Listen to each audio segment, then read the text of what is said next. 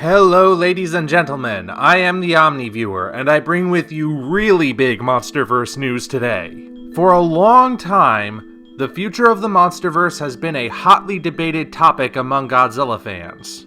There have been people saying that it's definitely going to continue, and there have been people saying it's definitely going to end after 2020's Godzilla vs. Kong. In many of my recent videos, I've stated that the future of the MonsterVerse will really depend on how these next two movies, Godzilla King of the Monsters 2019 and Godzilla vs. Kong, do in the box office.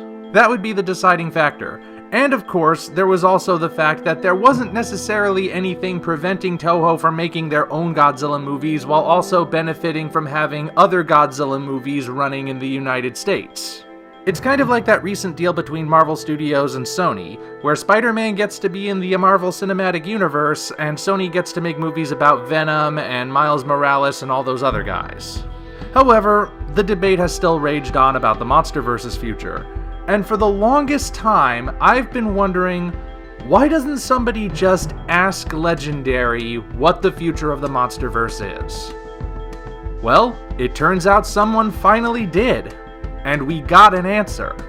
And this appears to be really truly official. It's on Toho Kingdom, it's on Gomaro Island, it's on GodzillaMovies.com, it's everywhere.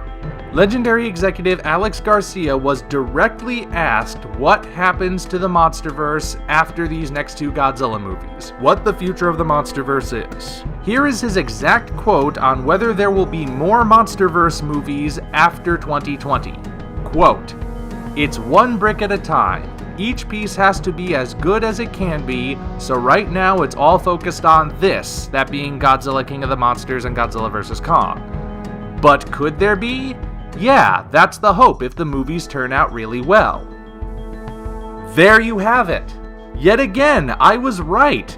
It all depends on how these next two movies do. That will determine the future of the MonsterVerse, whether it has Godzilla in it or not. Of course, if it's successful, it would be crazy not to include Godzilla. Toho would definitely want to renegotiate some kind of deal, but either way, that's not the point. The negotiations can happen when they happen. Right now, the point is, there's your answer. The fate of the MonsterVerse is technically in the hands of us, the fans. The reason development has been so slow is because they are putting as much effort as they can into making them good. And if they do well, the hope is that there will be more, and the chances increase that there will be more. Isn't this exactly what I've been saying? I mean, there you have it, everyone. Now, I recognize this is still a very open-ended statement. He doesn't officially say anything's happening yet because right now it is kind of up in the air. A lot of it is going to depend on how well these movies do. And of course, right now it looks like King of the Monsters is going to do well, but we don't necessarily know how well. Predictions can vary in these sort of things, after all. But all the same, this is our answer. Somebody finally asked, and the answer is, right now the focus is on these specific movies, but there is potential for the future. It all depends on whether things go well. So now it's kind of in our hands. We will see what happens when King of the Monsters comes out at the end of May. If it is good and it is successful, the future of the MonsterVerse is going to look just that much brighter. If it's not, maybe Godzilla vs. Kong really will be the end. But we're not counting on the end just yet. Well, there you are. That's the big news of the day. And as always, you're free to leave your thoughts on it in the comments section below.